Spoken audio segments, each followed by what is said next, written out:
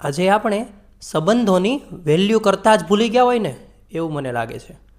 કારણ કે જે વસ્તુ આપણને ખૂબ જ આસાનીથી મળે છે ને તેની આપણે વેલ્યુ જ નથી કરતા, અને જે વસ્તુ માટે ખૂબ જ મહેનત કરવી પડે ને તેની જ આપણને વેલ્યુ થાય છે.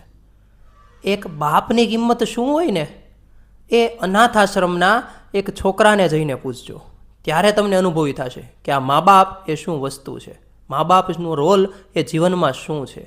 એક ભાઈની કિંમત શું હોય ને એ જેનો ભાઈ ન હોય ને એ બેનને જઈને પૂછજો. જે બેનની કિંમત શું હોય એ ભાઈને જઈને પૂછજો કે જેની બેન ન હોય.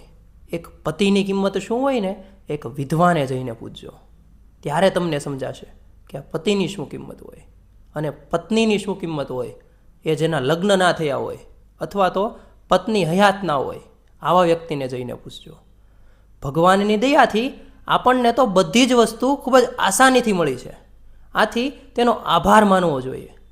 અને આવું જે સંબંધો આપણને મળ્યા છે, ભગવાને માગ્યા વગર આપણને આપી દીધા છે, તો તે સંબંધોને જાળવવા જોઈએ અને તેની અનુભૂતિ કરવી જોઈએ.